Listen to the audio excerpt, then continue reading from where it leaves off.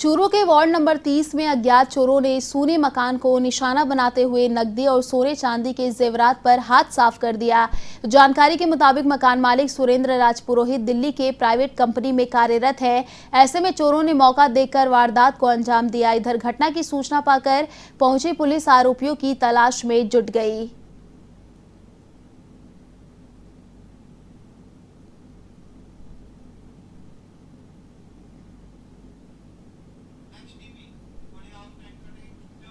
खबर दौसा के सिकराय से है, जहां गीजगढ़ रूट की दुग्ध समिति के सचिवों द्वारा सरस डेयरी के प्लांट प्रभारी गोप कुमार पर आरोप लगाया गया है। आपको बता दें कि 4 सितंबर को जयपुर विजिलेंस टीम ने सैंपल लिए थे और दूध को डार्क साइलोस में भरकर जयपुर डेयरी भेज दिया गया था। दूसरे दिन इन सैंपल्स की जांच रिपोर्ट आने पर और मिलावटी बताकर कागजों में दूध कम कर दिया गया, जबकि समितियों का पूरा दूध जयपुर प्लांट भेज दिया गया। ऐसे में बड़ा सवाल ये उठता है कि आखिर दूध में मिलावट थी तो उसे तत्काल क्यों नहीं नष्ट किया गया, लेकिन डेयरी के अधिकारियों की लापरवाही इस कदर सामने आई कि कागजों में ही मिलावट दूध को नष्ट करना बता दिया।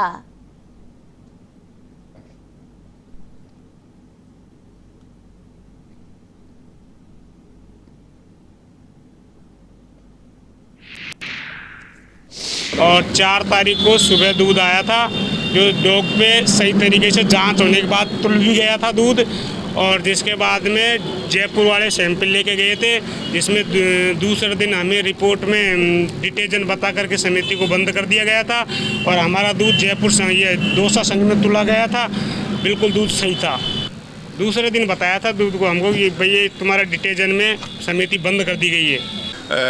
टाइम पे जयपुर डेयरी से विजिलेंस टीम यहाँ पे आती है। यहाँ से सैंपल लेकर के यहाँ पे प्रॉपर मशीन नहीं है जो कि एक्यूरेसी सैंपलों के निकाली जा सके, इसलिए यहाँ से सैंपल लेकर के जयपुर डेयरी में FT1 मशीन से जांच की जाती है और जांच में जो मतलब जो है रिपोर्ट आती है उसी हिसाब से यहाँ की जांच रिपोर्ट प्लांट पे भिजवाई जाती है।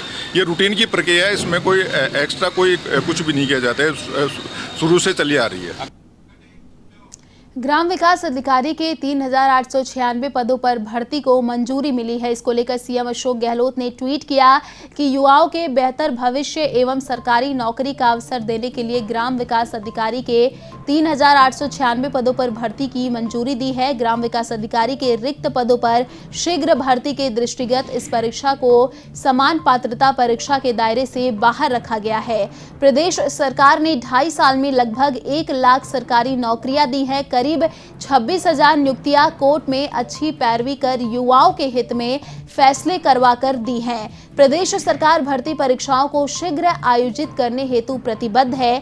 सीएम ने सभी अभ्यर्थियों को शुभकामनाएं भी दी हैं।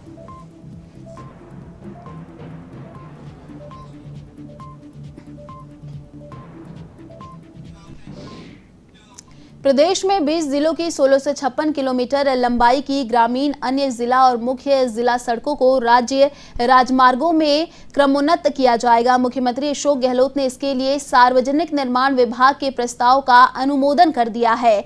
गहलोत ने राज्य बजट 2021-22 में प्रदेश भर के दूर दराज के क्षेत्रों को जोड़ने वाली ग्रामीण, अन्य जिला और मुख्य जिला सड़कों को राजमार्ग में क्रमोन्नत करने की घोषणा की थी। इस क्रम में संबंधित जिलों से प्रस्ताव प्राप्त कर उन पर विचार और विश्लेषण के बाद 1712 किलोमीटर से अधिक लंबाई की सड़कों के क्रमोन्नयन की स्वीकृति दी गई है। लगभग 56 किलोमीटर लंबाई में ओवरलैपिंग के चलते राज्य राजमार्ग घोषित होने वाली सड़कों की वास्तविक लंबाई लगभग 1656 किलोमीटर है।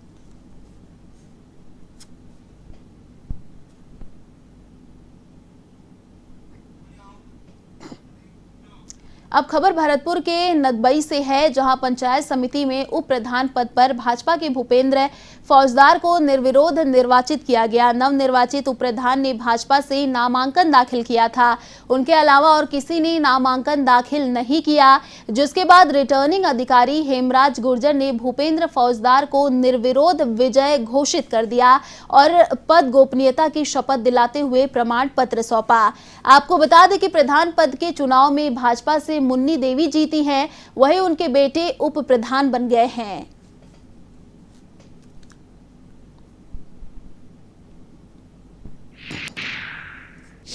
नदवे की जनता जनार्दन का तहे दिल से धन्यवाद व्यक्त करूंगा। इन्होंने मेरे चुनाव को स्वयं का चुनाव समझा और मैं यही कहना चाहूँगा कि ये मेरी नहीं, मेरी जनता की जीत है। आपने फिर से मेरे परिवार पर, मुझ पर विश्वास जताया। जिस तरह मेरे पिताजी ने कार्य किया, मैं भी उसी तरह आपकी सेवा में हमेशा समर्पित रहूँगा। खबर सवाई माधोपुर के मलारना डूंगर क्षेत्र से है, जहां पंचायत समिति के उप प्रधान को लेकर शांतिपूर्ण चुनाव संपन्न हुआ। कांग्रेस प्रत्याशी फजरुद्दीन के एकमात्र नामांकन को देखते हुए रिटर्निंग अधिकारी रघुनाथ खटीक ने फजरुद्दीन को निर्विरोध निर्वाचित किया। साथ ही विजय जुलूस के दौरान लोगों ने जमकर आतिशबाजी की, तो वहीं सुरक्षा व्यवस्था को लेकर पुख्ता इंतजाम किया गया।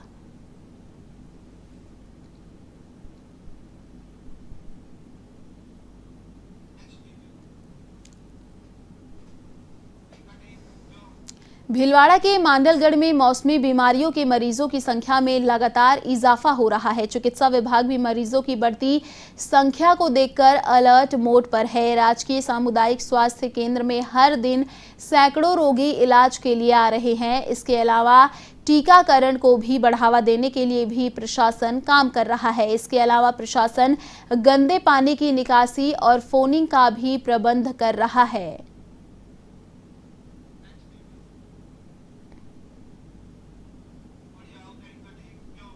खबर अलवर के रामगढ़ क्षेत्र से है, जहां 3.5 लाख की ठगी का मामला सामने आया। दरअसल रोहतक निवासी युवक विजय और देवेंद्र दिल्ली में अपनी बहन के घर रह रहे थे, जहां उनकी पहचान फारूक से हुई, जिसने अपने साथी फिरोज से मिलवाकर रुपए 10 गुना करने का लालच दिया। ऐसे में तीनों रामगढ़ थाना क्षेत्र के जहानपुर गांव आए, जहां विजय और देवेंद्र से 3,50,000 की ठगी कर नकली नोटों के पैकेट अखबार में लपेट कर दे दिए। ऐसे में शक होने पर नोटों को देखा तो ठगी की वारदात का पता चला। ऐसे में ठगी की रिपोर्ट पर थानाधिकारी रामनिवास मीणा के निर्देशन में टीम का गठन किया गया। साथ ही नरेंद्र कुमार और उसके सहयोगी फारूक और फिरोज को गिरफ्तार किया।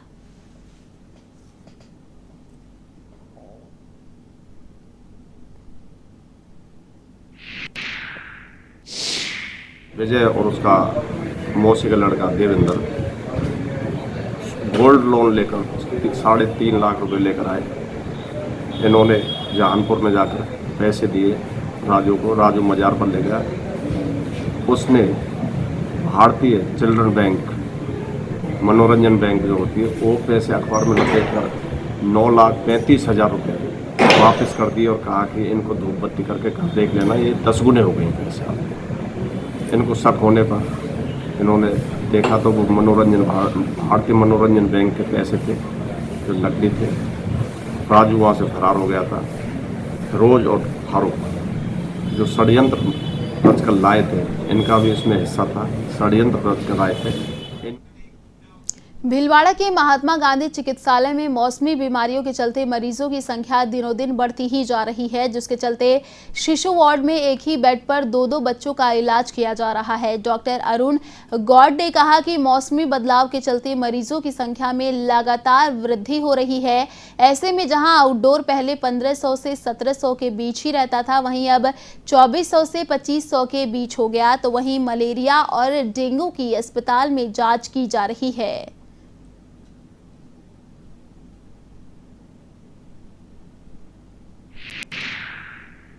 देखिए, अभी जो वेदर चेंज हुआ है, जिसमें ह्यूमिडिटी बढ़ी है, तो ऐसे टाइम पे हॉस्पिटल का ओपीडी काफ़ी बढ़ गया है। वायरल के पेशेंट आ रहे हैं, स्पेशली बुखार के मरीजों की संख्या बढ़ी है। हमारा आउटडोर कभी जो करीब 1500 से 1700 के आसपास रह रहा था, अभी 2400-2500 के आसपास जा रहा है और मरीजों की काफ़ी भीड़ जो है अस्पताल में आती है। इसके लिए हमने ओपीडी के अंदर ही ब्लड सैंपल कलेक्शन सेंटर चालू किया है। बीकानेर में निजी बिजली कंपनी BKESL के खिलाफ पार्षद लामबंद हो गए हैं। पार्षदों ने मंगलवार को JNVC थाने पहुंचकर कंपनी के CEO पर पार्षद को जाति सूचक गालियां देने और मारपीट का आरोप लगाते हुए मामला दर्ज करने की मांग रखी है। दरअसल सोमवार को सभी पार्षदों ने एक साथ पार्षद पति की मौत पर कंपनी के खिलाफ लापरवाही का आरोप लगाते हुए प्रदर्शन किया था। इस दौरान आक्रोशित पार्षदों ने निजी बिजली कंपनी के सीईओ शांतनु भट्टाचार्य के मुंह पर कालिक पोत दी। इससे नाराज सीईओ ने 6 नामजद सहित करीब 25 पार्षदों पर मुकदमा दर्ज करवाया है। इसी से नाराज पार्षदों ने जेएनवीसी थाने पहुंचकर कंपनी के खिलाफ नारेबाजी की और थानाधिकारी को सीईओ के खिलाफ लिखित रिपोर्ट देकर मामला दर्ज करने की मांग की। हम हमारे साथी पार्षद की करंट लगने से मृत्यु होने पे हम बीकेसीएल के ऑफिस गए थे। भट्टाचार्य जी ने ऑफिस की लिफ्ट बंद कर दी थी। वार्ता के लिए हम गए थे, लिफ्ट बंद कर दी। फिर काफ़ी देर हंगामा होने के बाद वो नीचे आए और हमारे साथी पार्षद के साथ गाली गलौज की, धक्का मुक्की की और जाति सूचक गालियाँ निकाली। और उन्होंने भी मुकदमा दर्ज कराया, झूठा मुकदमा दर्ज कराया। सभी आप मीडिया साथी भी वहाँ थे। उन्होंने कहा कि पार्षद महेंद्र सिंह बड़गुजर उनके ऊपर कूदा, सुरेंद्र डोटासरा ने लिफ्ट की लातें मारी। तो उनके ऑफिस के बाहर कैमरे लगे हुए हैं, तो हमारी उनसे भी मांग है कि वो कैमरे की विजुअल आमजन में जारी करे, तो उनकी झूठ और सच को लोगों को भी पता चले। और उन्होंने जो गाली गलौज की है उसके संबंध में आज हम बीजेपी और कांग्रेस के सभी पार्षद सीए साहब से मिले हैं और उनसे बात की है, तो उन्होंने मुकदमा दर्ज कर रहे हैं और हम उनको गिरफ्तारी की मांग के लिए आज सभी पार्षद यहाँ पहुंचे हैं। झालाना में ग्रासलैंड डेवलपमेंट का असर दिखा। झालाना लेपर्ड रिजर्व में पहली बार दिखी Eurasian marsh harrier. Jhalana ranger Janeshwar Chaudhary ने ये जानकारी दी है।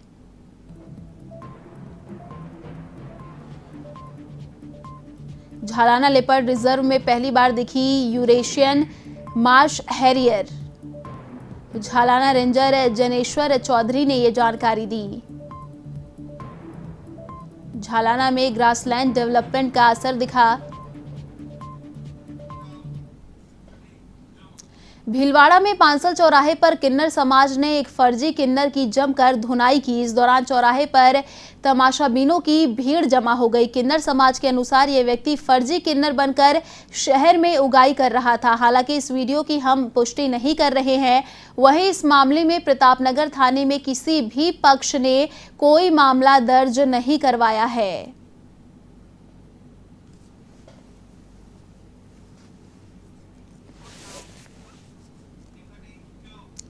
बाड़मेर में आपसी विवाद को लेकर अधिवक्ता के घर पर जानलेवा हमला। करीब 1 दर्जन से अधिक हमलावरों ने हमला किया। हमले में 2 महिलाओं समेत 7 लोग गंभीर रूप से घायल हो गए। घायलों का बाड़मेर जिला अस्पताल में इलाज चल रहा है। कोतवाली थाना क्षेत्र के सरदारपुरा की ये घटना बताई जा रही है।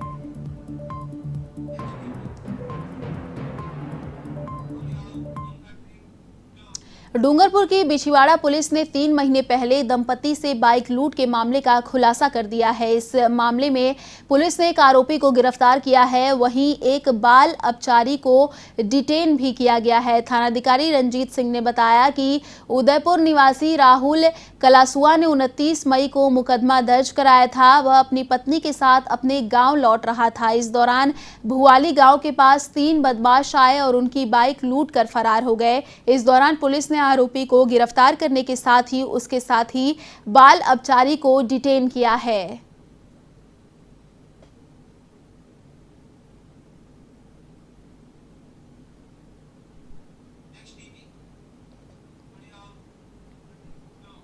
महात्मा गांधी की 150वीं जयंती वर्ष और स्वतंत्रता दिवस की 75वीं वर्षगांठ पर आयोजित हुए कार्यक्रमों को लेकर सीएस निरंजन आर्य ने समीक्षा बैठक ली। बैठक में वीसी के जरिए अलवर सहित अन्य जिलों के कलेक्टर्स और समिति के आयोजकों के साथ वार्ता की। महात्मा गांधी जीवन दर्शन समिति के सह संयोजक हिमांशु शर्मा ने बताया कि जिला कलेक्टर नन्नुमल पहाड़िया ने पिछले 2 सालों में अलवर जिले में हुए कार्यक्रमों की जानकारी दी।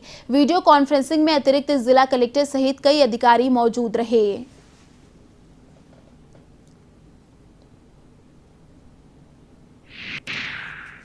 2 वर्षों में जो हमने ऐतिहासिक कार्यक्रम दिए हैं, हम लोगों ने संदेश यात्रा निकाली, हम लोगों ने सत्याग्रह सप्ताह बनाया, हमने सद्भावना सप्ताह मनाया और इसमें हमने युवा पीढ़ी को सभी को ये अवगत कराया कि किस तरीके से महात्मा गांधी ने राम प्रसाद बिस्मिल, सरदार उधम सिंह, भगत सिंह, चंद्रशेखर आजाद, राम प्रसाद बिस्मिल, इन सभी स्वतंत्रता सेनानी जो हमारे क्रांतिकारी थे, किस तरीके से कुर्बानी देकर हमारे देश को आज़ाद कराया। ये हम सभी घर घर जाकर, गांव-गांव, ढाणी-ढाणी जाकर हर वार्ड में जाकर, स्कूलों में जाकर नई युवा पीढ़ी को ये संदेश दे रहे हैं। तो अब तक के जितने भी कार्यक्रम हमारे थे वो लगातार जो शानदार तरीके से आयोजित किए जा रहे हैं, मुख्य सचिव जी को अवगत कराया और अलवर जिले के कार्यक्रम को उन्होंने सराहा। प्रदेश में खेलों को बढ़ावा देने के लिए खेल विभाग की ओर से 14 नवंबर से राजस्थान ग्रामीण ओलंपिक खेलों का आयोजन किया जा रहा है। ग्रामीण खेलों की कड़ी में खेल मंत्री अशोक चांदना ने एक ऐप को लॉन्च किया, जिसके माध्यम से खेलों में हिस्सा लेने वाले खिलाड़ी अपना रजिस्ट्रेशन करवा सकेंगे। ऐप लॉन्चिंग के बाद खेल मंत्री अशोक चांदना ने बताया कि ब्लॉक पंचायत और जिला स्तर पर आयोजित होने वाले इन खेलों को लेकर खेल विभाग पूरी तरह से तैयार है। फिलहाल ग्रामीण क्षेत्रों में 6 खेलों को शामिल किया गया। ऐप के जरिए प्रदेश के जो भी खिलाड़ी खेलों में हिस्सा लेना चाहते हैं वो रजिस्ट्रेशन करवा सकते हैं। इसके साथ ही खेलों में किसी प्रकार की आयु सीमा को निर्धारित नहीं किया गया है। हर आयु वर्ग का खिलाड़ी इन खेलों में हिस्सा ले सकता है।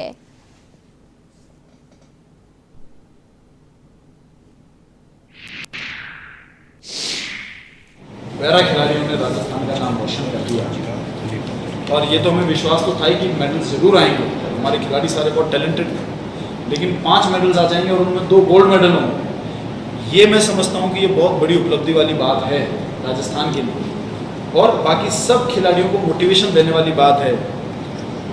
आप देखिए, माननीय मुख्यमंत्री जी ने पूर्व में ये घोषणा कर दी थी, पहले गोल्ड मेडल का 50 लाख रुपया प्राइज मनी होती थी, उसको बढ़ाकर 3 करोड़ कर दिया गया। सिल्वर मेडल का 30 लाख रुपए प्राइज मनी होती थी, उसको बढ़ाकर 2 करोड़ कर दिया गया। ब्रॉन्ज मेडल की प्राइज मनी मात्र 20 लाख रुपए होती थी, उसको बढ़ाकर 1 करोड़ कर दिया गया। सारे खिलाड़ी जो मेडल लेकर आए हैं, खेल विभाग की आउट ऑफ टर्न पॉलिसी के तहत सबको सरकारी नौकरियां मिली। मैं समझता हूं कि राजस्थान सरकार ने कोई इन खिलाड़ियों को मोटिवेट करने में कमी नहीं रखी और अब इन खिलाड़ियों के माध्यम से और एथलीट्स जो यंगस्टर्स हैं, 14 साल के हैं, 15 साल के हैं, 17 साल के, 20 साल के, उनको कैसे हम फ्यूचर एथलीट्स के और फ्यूचर एसेट के रूप में देश के लिए हम तैयार करेंगे। 12 में राजस्थान राज्य मंत्रालय कर्मचारी महासंघ की ओर से अपने 11 सूत्रीय मांगों को लेकर प्रदर्शन किया गया। साथ ही जिला कलेक्टर को सीएम के नाम ज्ञापन सौंपा और बताया कि स्टेट पैराइटी के आधार पर कनिष्ठ सहायक की ग्रेड पे 3600 किया जाना चाहिए। अधीनस्थ मंत्रालयिक कर्मचारियों को शासन सचिवालय के मंत्रालयिक संवर्ग के समान वेतनमान और पदोन्नति के अवसर पर भी उपलब्ध करवाना चाहिए।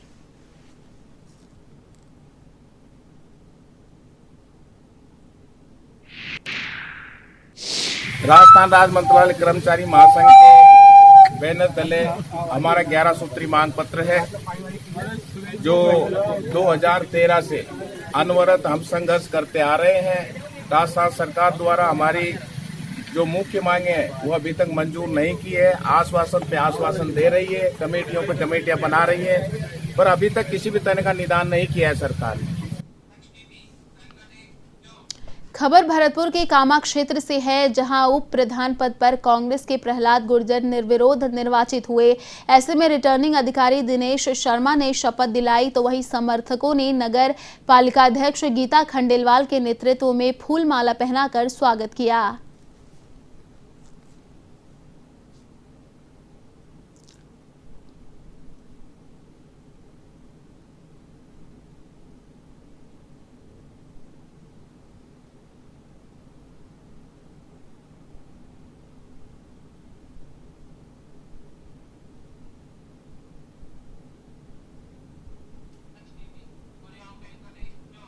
जयपुर जिला परिषद चुनाव में हुए बड़े उलटफेर के बाद अब प्रदेश में आरोप प्रत्यारोप का दौर जारी है। कांग्रेस नेताओं की ओर से बीजेपी के साथ ही कांग्रेस से दगा करने वाले नेताओं पर जमकर हमले किए जा रहे हैं।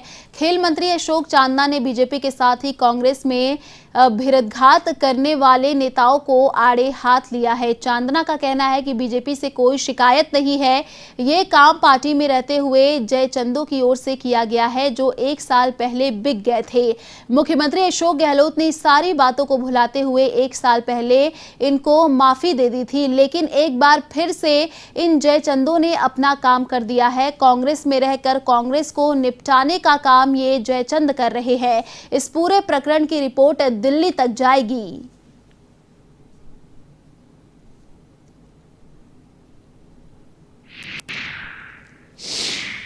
मुझे इसमें बीजेपी से कोई शिकवा नहीं, लेकिन कुछ जयचंद जो बीजेपी के हाथ बिके हुए हैं लेकिन कांग्रेस में रहकर बीजेपी का काम कर रहे हैं, ये उन जयचंदों की शक्ल को साफ दिखाता है, उनकी मंशा को साफ दिखाता है कि वो रह तो कांग्रेस में रहे हैं लेकिन काम बीजेपी का कर रहे हैं। बीजेपी से बिक गए 1 साल पहले।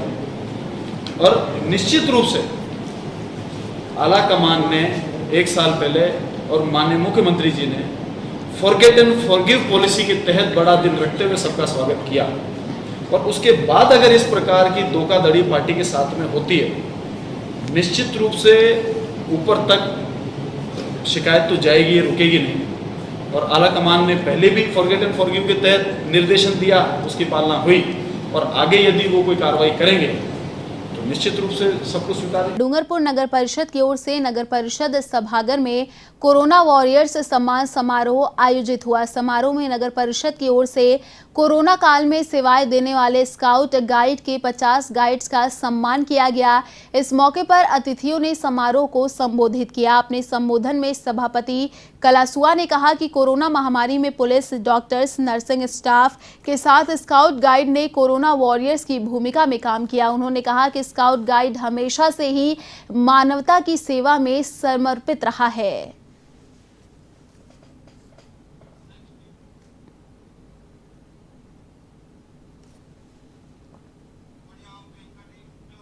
खबर बीकानेर से है, जहां पश्चिमी राजस्थान में कम बारिश से लोग परेशान हैं और पानी के लिए किसान भी त्राही त्राही कर रहे हैं। ऐसे में देवी सिंह भाटी ने इंद्र देवता को मनाने के लिए यज्ञ की शुरुआत की है। शहर नथनिया गौशाला में यज्ञ का आयोजन किया गया। उन्होंने बताया कि किसान और आम आदमी पानी के लिए परेशान है और उनकी सुनवाई तक नहीं हो रही है। ऐसे में उन्होंने भगवान इंद्र को प्रसन्न करने के लिए यज्ञ का आयोजन किया है।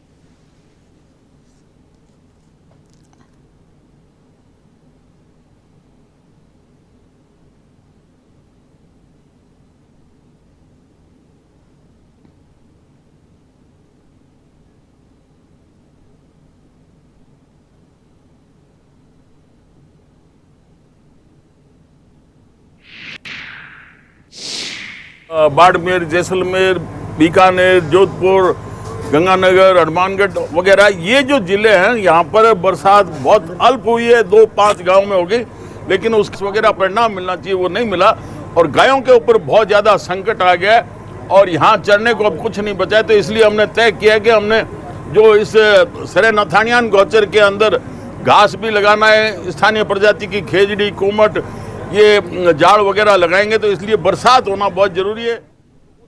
जो बारिश नहीं हो रही है उसको लेके एक निर्णय हुआ कि भाई एक यज्ञ किया जाए। तो सरे नथानिया गोचर में इसकी शुरुआत हुई है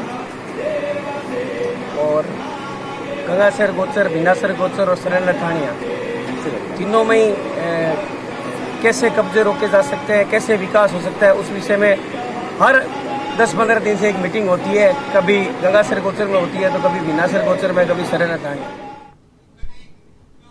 खबर अलवर के रामगढ़ से है, जहां पुलिस की ओर से जब्त की गई 68 बाइक और ट्रैक्टर की नीलामी हुई। रामगढ़ थाना परिसर में ये बाइकें और ट्रैक्टर कबाड़ की तरह पड़ा था। ऐसे में पुलिस ने 68 बाइक और ट्रैक्टर को 2,60,000 रुपए में नीलाम किया। इस मौके पर एसएसपी सरिता मीणा, डीएसपी ओम प्रकाश मीणा, थानाधिकारी रामनिवास मीणा, परिवहन विभाग और कोषाधिकारी समेत विभागीय कर्मचारी मौजूद रहे।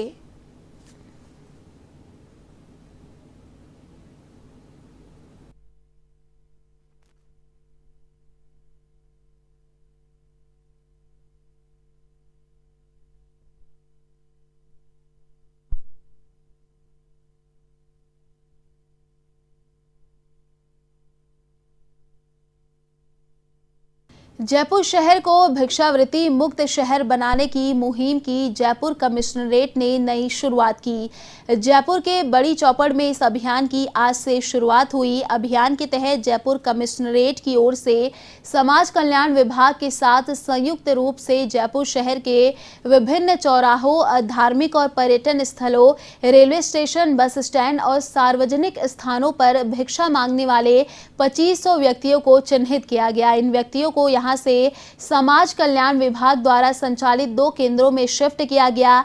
कमिश्नरेट की ओर से रेस्क्यू कर लाए गए इन भिक्षा मांगने वाले व्यक्तियों को समाज की मुख्य धारा में लाने के लिए और उन्हें रोजगार मुहैया कराने के लिए प्रशिक्षण दिया जाएगा।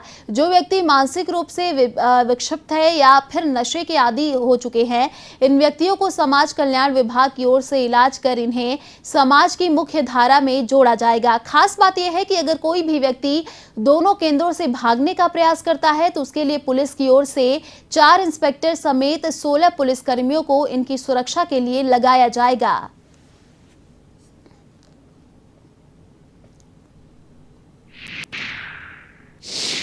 जयपुर शहर को भिक्षावृत्ति मुक्त शहर बनाने के लिए जयपुर कमिश्नरेट की जो टीम है जोर शोर से जुट गई है और उसी की आज से शुरुआत हुई है। समाज कल्याण विभाग के साथ जयपुर कमिश्नरेट ने इस पूरी मुहिम को शुरू किया है और इसका जो लीड है, इसको जो लीड कर रहे हैं वो है नरेंद्र दाहिमा जी, एसीपी हैं। उनसे बातचीत करते हैं। सर, किस तरह की मुहिम है जो शुरू की गई है जयपुर शहर के अंदर, पहली बार ऐसा हो रहा है? माननीय मुख्यमंत्री महोदय की बजट घोषणा में जयपुर शहर को भिक्षावृत्ति से मुक्त बनाने का विचार लिया गया था। उसी की परिपालना में समाज कल्याण विभाग, RSLDC, श्रम विभाग और कमिश्नरेट पुलिस जयपुर के द्वारा इस अभियान का आगाज किया जा रहा है। इसकी भूमिका मैं बता देता हूं आपको। पहले काउंसलिंग करवाई गई थी और एक सर्वे करवाया गया था। उस सर्वे में करीब 2,500 से 3,000 भिखारी चिन्हित हुए थे। उसके बाद में एक काउंसलिंग का दौर चला समाज कल्याण विभाग और जयपुर कमिश्नरेट के द्वारा और NGOs के द्वारा, और काउंसलिंग के दौर के बाद में अब भिखारी और भिक्षुक जो लोग हैं सड़कों पे, हमारे गरीब निर्धन तबके के लोग, निशक्त जन, उन लोगों को समाज की मुख्य धारा में लाने के लिए आज रेस्क्यू किया जा रहा है। इनको रेस्क्यू करके समाज कल्याण विभाग के जालूपुरा स्थित अंबेडकर छात्रावास में और शिप्रा पथ में मानसरोवर में सार्थक मानव कुशासन के छात्रावास में इनको सम्मिलित किया जाएगा। वहाँ पे इनकी काउंसलिंग होगी। काउंसलिंग के बाद में जिस तरह के लोग सामने आएंगे उस हिसाब से उनको पुनर्वासित किया जाएगा। पूरे जयपुर शहर के अंदर 2,500 आपने बताया कि 2,200 भिखारी चिन्हित किए हैं। भागने का भी डर रहता है। आप लोग तो मुहिम शुरू कर रहे हैं, लेकिन अगर वो उन सेंटरों पे जहाँ ले जा रहे हैं वहाँ पर और वहाँ से निकल गए, उसको किस तरह प्रोटेक्ट किया जाएगा? हर जगह इस अभियान को पुलिस के द्वारा संरक्षित और सुरक्षित किया जा रहा है। जो अभियान है, अभियान में भी पुलिस टीम है। 4 इंस्पेक्टर्स के नेतृत्व में हमारे 16 जवान इस टीम में जुटे हुए हैं। इसके साथ में जहां पे छात्रावास है, जहां पे इनको एकत्र किया जाएगा, वहां पर भी 24 घंटे 3 शिफ्ट में हमारे जवानों की सुरक्षा रहेगी। और अभियान की जो मूल भावना है, उस भावना को बरकरार रखते हुए सहमति से उनके साथ में पुनर्वासित करने का काम अवश्य किया जाएगा। मुख्य धारा में लाने के लिए पुलिस लगातार जी तोड़ कर मेहनत कर रही है। अब कुछ ऐसे हैं जो मानसिक रूप से विक्षिप्त भी हो गए हैं, जिनको अपने परिवार का पता नहीं है और इस स्थिति में नहीं है कि वो कहीं रोजगार ले सकें। या किस तरह प्रशिक्षण दिया जाएगा, किस तरह की ट्रेनिंग दी जाएगी इन लोगों को? प्रशासन के सभी विभागों के सहयोग हो रहा है। जो बीमार होंगे, निशक्त जन होंगे या ड्रग एडिक्ट होंगे, जिनको इलाज की ज़रूरत है तो वो CMHO प्रथम और CMHO तृतीय और द्वितीय, इन सब को भी इस अभियान में शामिल किया गया है। और साथ में मनोचिकित्सालय है, उसको भी शामिल किया गया है। और धूम्रपान नशा मुक्ति जो केंद्र है, उनको भी इसमें शामिल किया गया है। तो जिस तरह के लोग सामने आएंगे उनका उसी तरह से उनका उपचार किया जाएगा। और उपचार के बाद में ठीक होने पे उनको जिस स्ट्रीम में अगर वो रोजगार के इच्छुक होंगे और ट्रेनिंग लेने के लिए सहमत होंगे तो उनको ट्रेनिंग दी जाएगी और उसके बाद में जिस हिसाब से जो रोजगार उपलब्ध होगा उस हिसाब से उनको काम में लगाया जाएगा। आखिरी सवाल मेरा, 2,200 भिखारी चिन्हित किए हैं, पहला फेज है। इसके अलावा और भी हैं ऐसी बहुत जगह जहाँ पर रीच नहीं हो पाई है, क्या और भी इसके बाद चिन्हित किया जाएगा? देखिए, चिन्हीकरण का काम एक फेज में होता है और हमने उस फेज में वो चिन्हीकरण का काम कर लिया। लेकिन ये एक शाश्वत समस्या है। अगर हम 2,500 को उन जगह से हटाएंगे तो हो सकता है कि थोड़े दिन बाद में दूसरे लोग भी उन स्थान को पूर्ति करने के लिए आ जाएं। तो ये संभव है, लेकिन ये प्रक्रिया निरंतर, अगर अभियान सफल हो गया तो ये सफलतापूर्वक ये अभियान आगे भी जारी रहेगा। बिल्कुल, ये थे नरेंद्र दामा जी, बता रहे थे लगातार कमिश्नरेट की कोशिश है कि जयपुर शहर को भिक्षावृत्ति से मुक्त किया जाए और उन भिखारियों को चिन्हित करके उनको समाज की मुख्य धारा में लाया जाए। जो लोग सड़कों पर भीख मांगते हैं, 2 रोटी के लिए इधर-उधर भटकते रहते हैं, निश्चित तौर पर जयपुर कमिश्नरेट की जो मुहिम है बेहद कारगर साबित होगी, यह देखने वाली बात होगी। लेकिन प्रारंभिक जो फेज है, फर्स्ट जो फेज है, उसके अंदर 2200 से ज्यादा जो भिखारी है उनको यहाँ पर चिन्हित किया गया, जिनको जो समाज कल्याण विभाग से संचालित जो सेंटर्स हैं वहां पर उनको ले जाया जाएगा, उनको प्रशिक्षण दिया जाएगा, ट्रेनिंग दी जाएगी और उनको रोजगार देने के लिए उनको मुख्य धारा में लाया जाएगा। कैमरा पर्सन विजय मिश्रा के साथ Yadvinder Sharma, A1 TV news Jaipur. प्रदेश भर में हजारों की संख्या में पायलट समर्थक, पार्टी कार्यकर्ता और नेता उन्हें बधाई देने के लिए पहुंचे। राजस्थान के अलग अलग इलाकों से लोक कलाकार भी अपनी कला का प्रदर्शन करते हुए पायलट को बधाइयां देने पहुंचे। इस दौरान पायलट ने लोगों की बधाइयां स्वीकार की। पायलट समर्थक विधायकों के अलावा निर्दलीय विधायक ओम प्रकाश हुड्डा और राजकुमार रोत भी पायलट को बधाई देने के लिए उनके आवास पर पहुंचे। इस दौरान A1 टीवी संवाददाता दिनेश कसाना ने पायलट आवास के बाहर से जायजा लिया।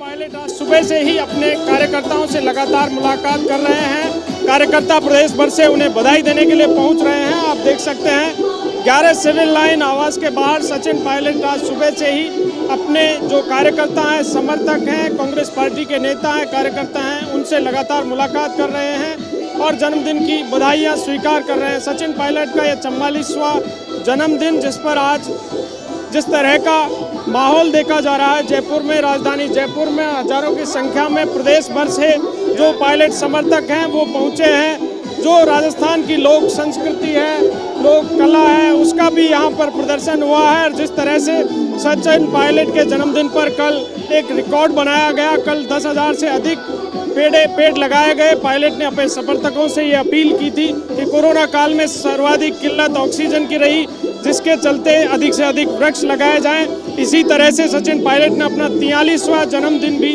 एक रिकॉर्ड के साथ मनाया था। सचिन पायलट ने ब्लड की जरूरत को देखते हुए पिछले जन्मदिन पर भी रक्तदान शिविरों का आयोजन हुआ था और एक रिकॉर्ड भी इस दौरान बनाया गया था। सचिन पायलट के जो समर्थक हैं उनकी दीवानगी देखिए। यहाँ पर जो कार्यकर्ता हैं सचिन पायलट के समर्थक जो बधाई देने के लिए पहुँचे हैं, उन्हें गिफ्ट देने के लिए पहुँचे। ये एक जने का नहीं, पूरे राजस्थान के जन जन की आवाज़ है और पूरे राजस्थान से लोग यहाँ पे सुबह से आए हुए हैं। लोग अपने नाचते गाते बजाते हुए अपना खुशी जाहिर कर रहे हैं जन्मदिन के उपलक्ष्य में। कल वृक्षारोपण किया, आज वृक्षारोपण भी है, उसके बावजूद भी अलग अलग क्षेत्रों से जो कार्यकर्ता बधाई देने के लिए पहुँच रहे हैं। आप देख सकते हैं राजस्थान की जो लोक कला संस्कृति है उसके साथ नाचते गाते जो समर्थक हैं वो बधाई देने के लिए यहाँ पहुँच रहे हैं और सचिन पायलट के जन्मदिन को सेलिब्रेट कर रहे हैं। जो पायलट के साथ उनके जो समर्थक विधायक हैं, चाहे दीपेंद्र सिंह शेखावत हो, इंद्राज गुजर हो, रामनिवास गावड़िया, मुकेश भाकर, सुरेश मोदी, रमेश मीणा, तमाम जो उनके विधायक हैं वो भी यहाँ पर बधाई देने के लिए उनसे पहुँचे हैं और सचिन पायलट के साथ यहाँ पर आवास के बाहर लगातार उनके साथ डटकर जो समर्थक हैं उनकी बधाइयाँ स्वीकार भी कर रहे हैं। पायलट ने इस जन्मदिन पर 44वें जन्मदिन पर एक रिकॉर्ड बनाया है। 10,000 से अधिक प्रदेश भर में वृक्षारोपण किया है ताकि कोरोना जैसी महामारी के समय ऑक्सीजन की जो कमी देखी गई उसकी पूर्ति हो सके। पायलट ने अपने समर्थकों से अपील की थी। आज राजधानी जयपुर में जिस तरह का जो पायलट का हुजूम देखा गया यहाँ पर समर्थकों की, उसे सचिन पायलट के शक्ति प्रदर्शन के तौर पर भी जोड़कर देखा जा रहा है। वीडियो जर्नलिस्ट विजय गिरी के साथ दिनेश कसाना, A1 टीवी जयपुर। खबर दौसा के सिकराय से है, जहां गीजगढ़ रूट की दुग्ध समिति के सचिवों द्वारा सरस डेयरी के प्लांट प्रभारी गोप कुमार पर आरोप लगाया गया कि आपको बता दें कि 4 सितंबर को जयपुर विजिलेंस टीम ने सैंपल लिए थे और दूध को डार्क साइलों में भरकर जयपुर डेयरी भेज दिया गया था। दूसरे दिन इन सैंपल्स की जांच रिपोर्ट आने पर और मिलावटी बताकर कागजों में दूध कम कर दिया गया, जबकि समितियों का पूरा दूध जयपुर प्लांट भेज दिया गया। ऐसे में बड़ा सवाल ये उठता है कि आखिर दूध में मिलावट थी तो उसे तत्काल नष्ट क्यों नहीं किया गया, लेकिन डेयरी के अधिकारियों की लापरवाही इस कदर सामने आई कि कागजों में ही मिलावट दूध को नष्ट करना बता दिया।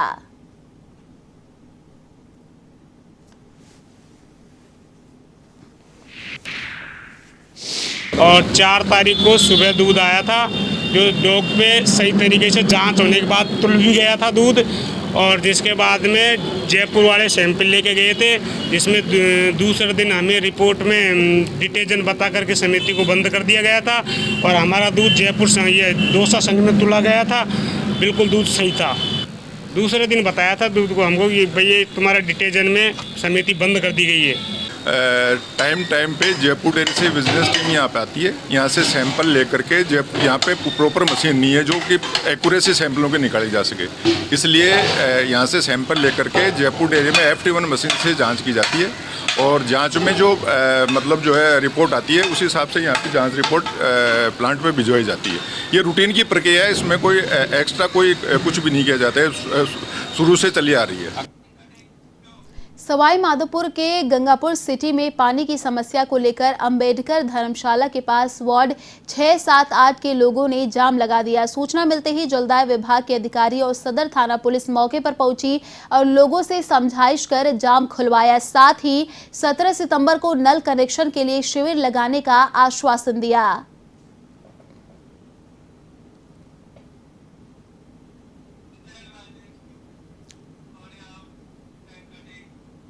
जयपुर में श्रम संगठन, परिवहन फेडरेशन और राजस्थान रोडवेज मजदूर कांग्रेस एक बार फिर अपनी मांगों को लेकर आंदोलन के मूड में है। आगामी 9 सितंबर को रोडवेज बचाओ संघर्ष समिति के तले जयपुर में आंदोलन करने की चेतावनी दी। ऐसे में आंदोलन के लिए रोडवेज बचाओ संघर्ष समिति का गठन किया गया। भारतीय परिवहन मजदूर महासंघ के राष्ट्रीय मंत्री सत्यनारायण शर्मा ने कहा कि पूर्ववर्ती सरकार के समय जब रोडवेज कर्मी अपनी प्रमुख मांगों के समर्थन में आंदोलनरत था, तब प्रताप सिंह खाचरियावास ने कर्मचारियों को विश्वास में लिया और कहा था कि प्रदेश में कांग्रेस की सरकार बनते ही रोडवेज कर्मियों को 7वां वेतनमान और सेवानिवृत्त कर्मचारियों की बकाया भुगतान करना पहली प्राथमिकता होगी। लेकिन 3.25 वर्ष का कार्यकाल पूरा होने के बावजूद समस्या जस की तस है।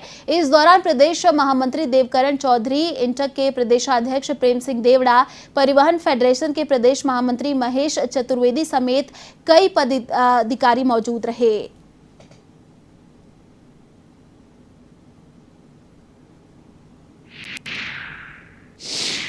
जो छठे वेतनमान का जो DA 25% बढ़ाने के आदेश हुए हैं, वो सेवानिवृत्त कर्मचारियों को बकाया भुगतान जो सितंबर 2016 से लंबित है, एवं कई प्रमुख समस्याओं की मांगों को लेकर रोडवेज कर्मी पूर्ववर्ती सरकार के समय भी आंदोलनरत था।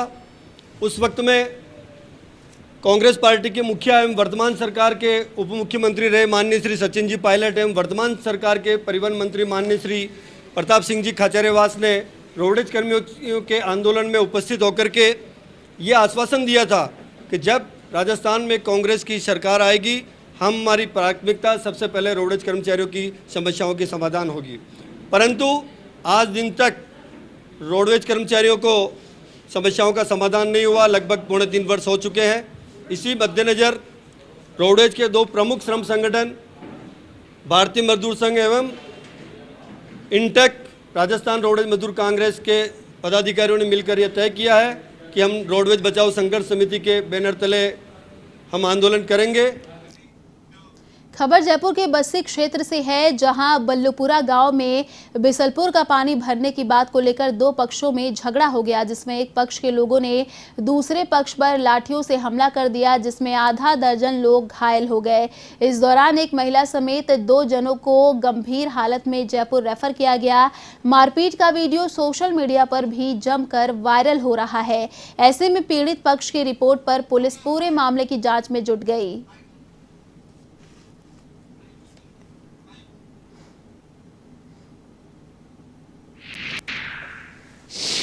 बल्लूपुरा गांव में राजपूतों और ब्राह्मणों का झगड़ा हुआ है, जिस पर मौके पर पुलिस गई तो मौके पर जो है झगड़ा कर रहे राजपूत पक्ष के 4 लोगों को धारा 151 से CRPC में बंद किया गया है तथा दूसरे पक्ष की तरफ से आशीष शर्मा ने रिपोर्ट दी है, जिस पर मुकदमा दर्ज कर अनुसंधान जारी है।